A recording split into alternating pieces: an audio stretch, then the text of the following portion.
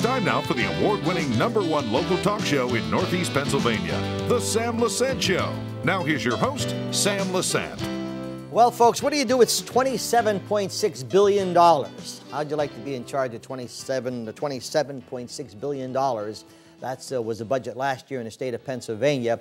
And what about what's happening with the liquor stores, the lottery, and your money, welfare? And are we blowing a lot of tax money out the door? Today, I'm very happy to have on the show from the 124th State Legislative District, Jerry Knowles. Jerry, thanks for coming on the show. Sam, it's always a pleasure to see you.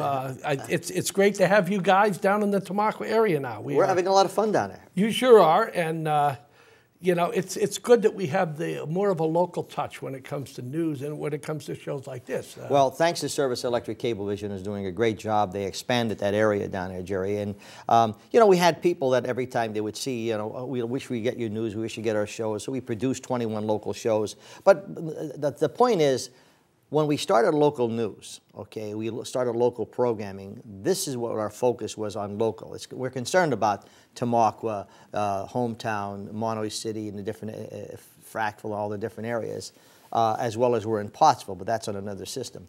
But the idea is to keep people informed, like we hope to do it today.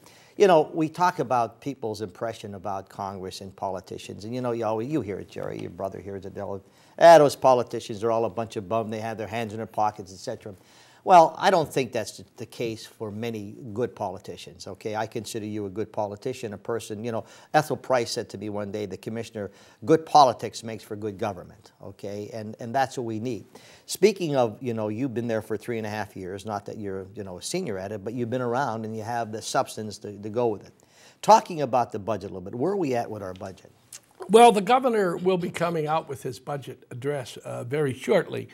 And when we talk about the budget, Sam, you know, one of the things that I point to as an accomplishment, and some people have said, oh, that's your job. And it is our job. It indeed is our job.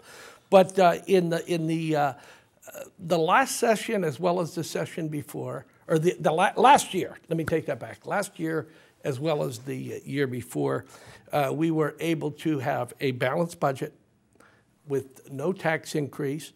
And you need to, you know, we cut $1 billion in spending. You know, recognize that during the previous administration, during the Rendell administration, the budget grew in those 8 years from $20 billion to he wanted to shoot for $29 billion. It was somewhere in the area, 28.2 billion, somewhere in that area. So when you think about that, when you think about living in your own home, when you think about your finances in your own home, Sam, that budget grew by 40%. From $20 billion to $28 billion. Now, when we took charge, we cut $1 billion in spending. No easy task, believe me, no easy task. You know, there were some tough decisions that had to be made. We made those decisions. And you know, when people talk about why you pick on education, why do you pick on welfare? Something that I don't know a lot of people realize. When you talk about the budget, when you talk about that budget, you know, you're looking at 41% of those dollars. That's 41 cents out of every dollar. 41% goes to education. So 41 cents out of every dollar goes to education. 38% or 38 cents out of every dollar goes to welfare, and then corrections eats up about 7% or 7 cents. Do the math, that's 86%. 86% of the budget goes to those three areas. So when you need to look at cuts, where do you look? You got to look at the deep pockets, and we made some tough cuts. Not been easy, but it's something that had to be done. You know, Jerry, you said something that we in households understand. And I don't understand why some people don't realize that the government runs the same way. You have a household, and let's say you're used to $50,000 a year, all right? All of a sudden, you know, someone loses a job, or you're not making 50, you're now down to 35,000. Well, what do you do in your household? You cut back here, you cut back here, you cut back here, because you don't have the money to spend. For some reason, I think people think that the government works differently, that they can continue to, you know, thrive off the government and the state can do this. What I don't understand, or what I would hope a lot of viewers would understand is, we call it a flow chart. When you're talking about, raising taxes, or you're talking about this, how does it affect the individual people? They don't think they're being affected by it, but they are being affected by it. They're paying more taxes. They're paying more at the grocery stores or wherever. They're paying more because of this, and that decreases their discretionary income, all right? So I don't know, when you're in the house, Jerry, you're there, you do it full time, you see it from A to Z. Mm-hmm. Some people only say B, C, and M. They don't see the full picture. How do you get that full picture across to your constituents? Well, you do your best, and really, Sam, when you talk, and I want to make sure that I have the figures right. When you talk about going from $20 billion to $28 billion, and then cutting that back to $27 billion, that's $1 billion that you needed to cut. People need to understand. I'm one of these guys that believes that we in state government have, it's clear what we're supposed to do. We're supposed to fund services, core services, essential services. We're supposed to fund education and welfare and corrections and law enforcement. But sometimes I think we get into trouble, and this doesn't apply only to the state. This can be said about the federal government as well as the county. We want to do the fluff things. We want to do those fluff things, those things that they certainly, they certainly make people feel good. But we're in times right now that we don't have the money to do the fluff things. We have to find out when the governor comes out with his budget. I don't know what it will be. As I said, last year it was $27.656 billion. That's a lot of money. So we have to make a decision on how that money can best be spent. Sam, I say this all along, and I mean this with all due respect. Governor Corbett has a much different philosophy than Governor Rendell had. And this is a philosophical difference. I found in my first year, the Democrats basically make their wish list up. And then they add it all up and they see what that figure is. If that figure is $29 billion, then they say, well, now we got to go out and find $29 billion. My party, on the other hand, I'm proud to say, we sit down and we say, how much do we have to spend? We have $27.656 billion. Okay, now, where can we best spend those dollars? On core and essential services. The interesting thing is, what you say is, and here again, I'm not siding with anyone. I always deal with substance of people. When you say you're going to do something, I say whether you do it. If you do it, fine. When Corbett ran for Attorney General, I interviewed him. Mm-hmm. And he stated 4 areas that he wanted to do as Attorney General, okay? Mm-hmm. He became Attorney General, all right, and I interviewed him when he was running for governor. And I said to him, I says, all right, Tom, you said you wanted to do this when you were running for Attorney General, the 4 areas, and he looked at the 4 areas and he accomplished everything he said he was going to accomplish in 4 areas. Then he said, I'm going to run for governor, and this is what we have to address. And he listed his areas of what he has to address. Well, he becomes governor, and he begins to address those areas, and now all of a sudden, his popularity is going down, and everyone's hammering the guy because he's doing his job. Now, I think he's doing his job. I interviewed him, and he's doing the same. So if you say, I'm going to do something, if you tell me, I'm running for office, and I'm going to do this and this and this, oh, okay, I'll vote for Jerry Knowles. So then you go in, if you don't do what you said, why did I vote for you? Mm-hmm. So that's the catch-22 I see these politicians in. And this governor is, I get shocked when people say that they're surprised that he did this and they're surprised that, but Sam, well, I tell people, Governor Corbett is doing exactly what candidate Corbett said he would do. Exactly. So I don't get it. Well, I don't get when people say that. Here's what happens. Here's what I see. And if it was a Democrat, no matter who it is, people want power. The Democrats are pissed because they lost their power. So now they're coming out to do whatever they can, as you can see the last election, okay?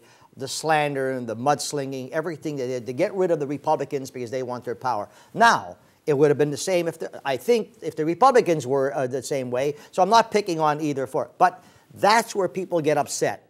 They see the dirt, they see all the stuff and say, why don't they just run on substance? Okay, we all have to do that, running on substance. Folks, I'm talking to Representative Jerry Knowles, and if you'd like to contact him, I'm going to put two numbers up, folks. The Tamaqua number is 570-668-1240, and in Hamburg, it's 610-562-3411. We come back, we'll talk about a little bit more about the, what about the lottery?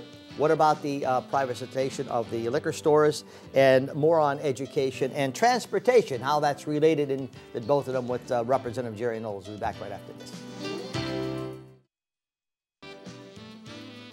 Welcome back to the Sam Lesante Show, folks, and once again, welcome to all our new viewers. You'll get us, folks, on all the programs we produce on our website. That's ssptv.com 24/7, and we're streaming now, folks, 24/7, so no matter where you live, if you don't get us on your cable system, you could watch us on our website 24/7.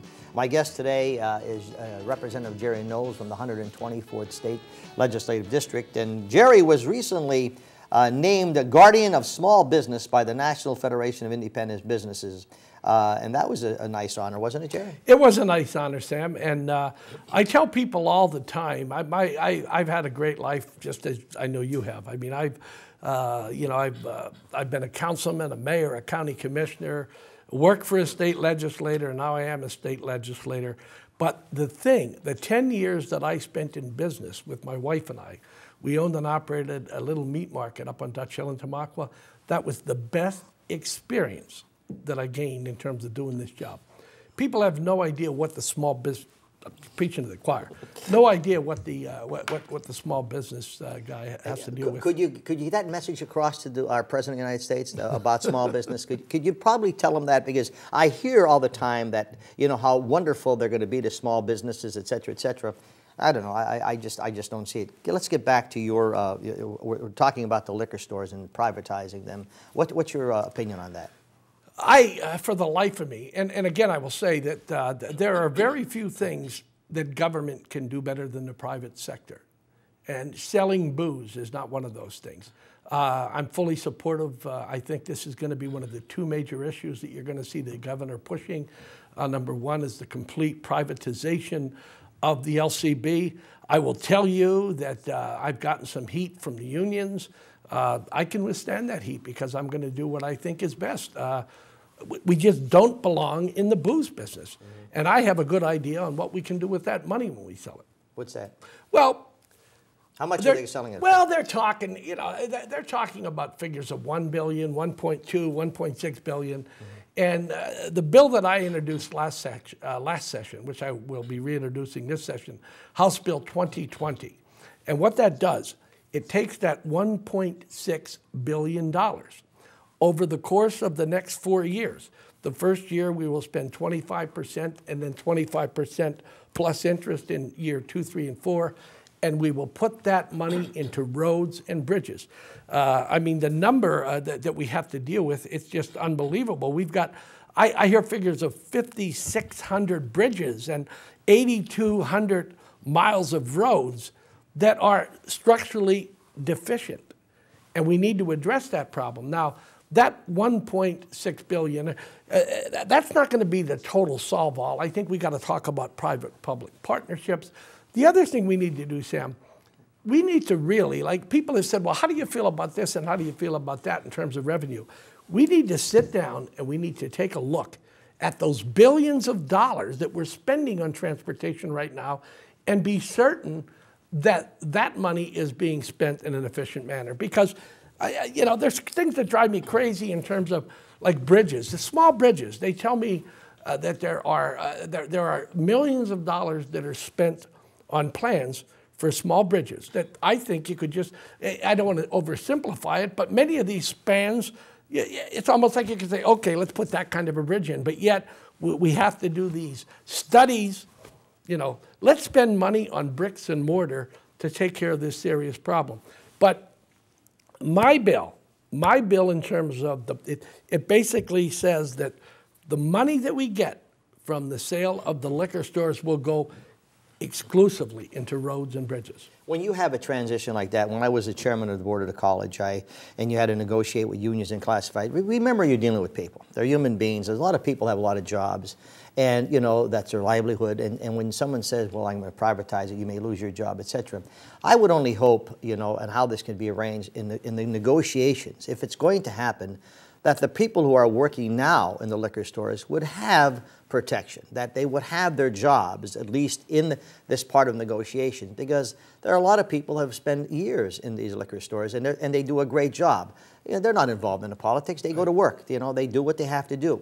To hurt these people, and their livelihoods, I think, Jerry, is something that I hopefully could be negotiated, that they would maintain. Of course, they'd have to be accountable like they're accountable to anybody else. I would only hope that those people would not lose their jobs. However that's done, I don't know. Well, there are some things that were in the bill in terms of the possibility of them going to other jobs within the Commonwealth, the possibility of retraining to go out and to maybe get into another field. As long as and also, Sam, if you buy a business, if you buy, people talk about a couple of things. They say, well, the private sector is not bad. If I spend $250,000 for a liquor license down in the Philadelphia area, I'm going to make sure that I have good employees. I'm going to make sure that I go by the laws. And my point is, if I were that guy, I would be looking for employees that already had the experience, for good employees, and I would treat them fairly. Yeah. I would treat them fairly. My wife and I ran a small business in Tamaqua many, many years ago. Our full-time employees, we worked long and hard to give them medical coverage. It wasn't easy, but we had good employees. We tried to be fair with them. And this is, and the other thing that we need to remember is, people say, well, what about breaking the law? We're going to continue to be responsible for the education in terms of alcohol abuse. We're going to continue to be responsible for law enforcement.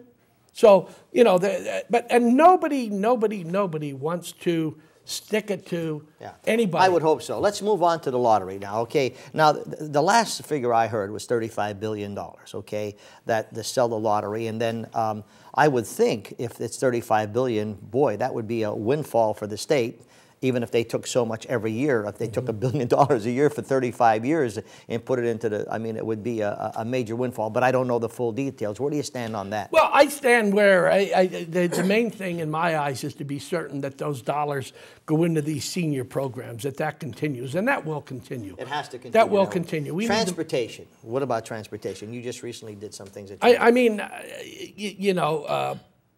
transportation bill, as I said, we got to wait and see where the governor's going. The governor, I'm understanding that within the next week or two, we're going to hear from the governor in terms of where we're going to go with transportation. And I tell people all the time that it doesn't really matter what we think until we find out what he is going and willing to sign into law. But I think that my House bill directing the money from the sale of the liquor stores into transportation is good. I think that the private-public partnership, I don't know whether you're familiar with that concept, I think that is good. But it's a serious problem, and they talk about the fact that every day that we don't move on it is costing us another $1 million. I mean, they're saying that it's truly underfunded. It's a serious problem. It's a public safety problem. In terms of locating a business here, expanding a business, you've got to have the road infrastructure so you can move your product from here to there. Well, I know there's a lot of wasted money with the different organizations, departments in the state of Pennsylvania. But when we come back, you talk about major accomplishments that you did in welfare reform and the lawsuit abuse reform. But one of the things, I have a call in, a lady called me from Tamaqua. Okay, she is 69 years old. She voted for Barack Obama. And she had a very interesting conversation with me on the phone about the access cards. And when we come back, I'd like to discuss that with you. Folks, I'm talking to Representative Jerry Knowles. Now remember, folks, to learn more about Representative Jerry Knowles, even if you're not in his district, go to his website.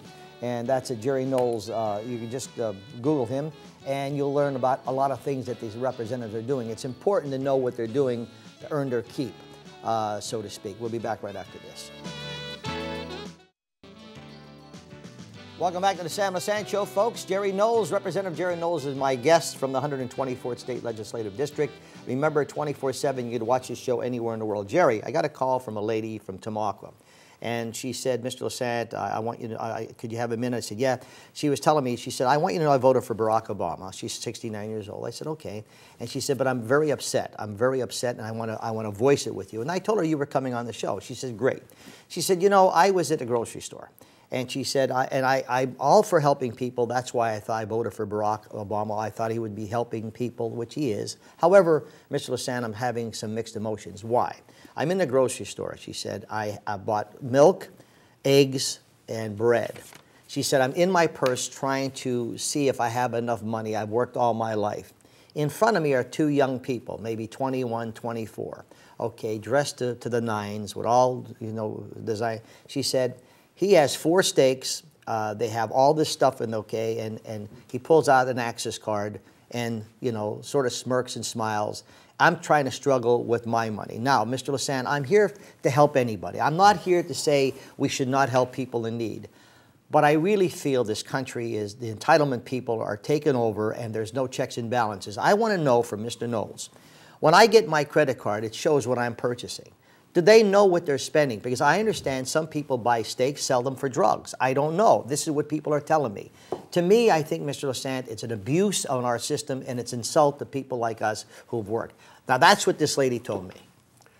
That lady is right on the money. I can share at least 2 stories with you.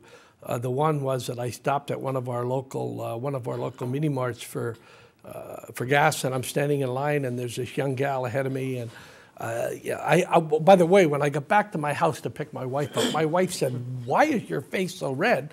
I said, because I'm furious. I mean, here's a young woman. She had more tattoos than Popeye the Sailor. And you know, and that, I don't mean that to be anything other than what it is, but she's standing there, and it comes time to pay for all of her goodies, and she pulls out an access card, and it's processed, and out the door she goes. She gets in a fairly new car, kid in the back seat, boyfriend, husband, obviously out of the area on a vacation.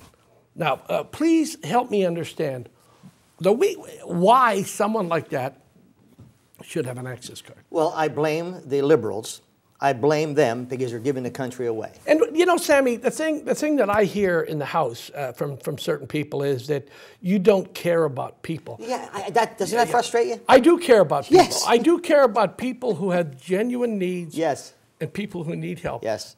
I do care about people who are, for whatever reason, just can't make it on their own. Exactly. But it really, as you used the term before, peeves me off. Yeah, it does, because I hear this all the time. And well, you don't want to help people. That's bull crap. Mm-hmm. I'll help anybody out. And because believe me, when you need it, that's what we're here for the seniors that need it, okay? It's the abuse, Jerry, that's going on. And I don't know if there's any check and balance or any accountability. Hey, if you're abusing the system, then there's something wrong. But if you need it, please, that's what we're here for. Well, in terms of welfare reform, there was drug testing for felons, people who were felons, and I think that Schuylkill County is actually the pilot program for that, to do random drug testing on people who were. All right, we have about a minute and a half left. Let's talk about your right to work, though.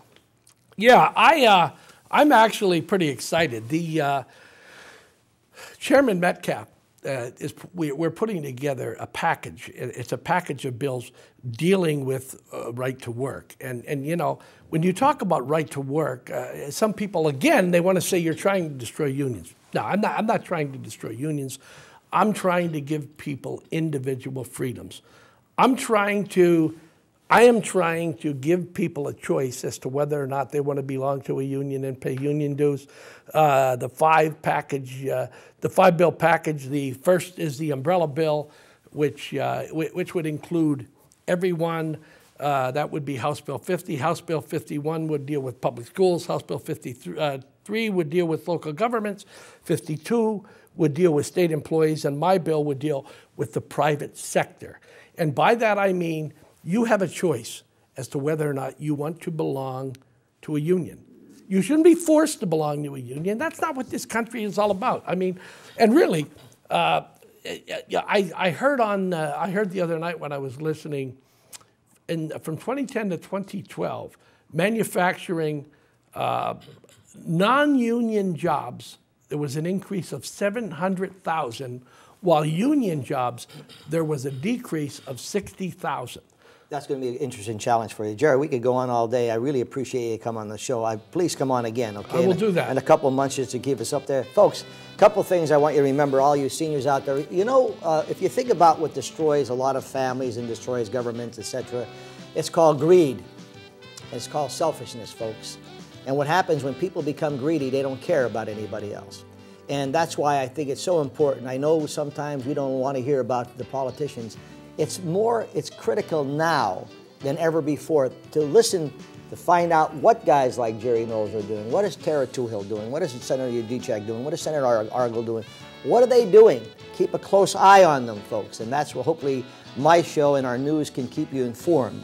We have no agenda here, folks. No agenda whatsoever. I only speak the facts, and sometimes facts hurt. For all my seniors out there, all the friends of my friends, I ask you to please check those sections on the health care bill that we're going to be talking about in the near future, about all those sections that are very important for you to know. We'll see you next time.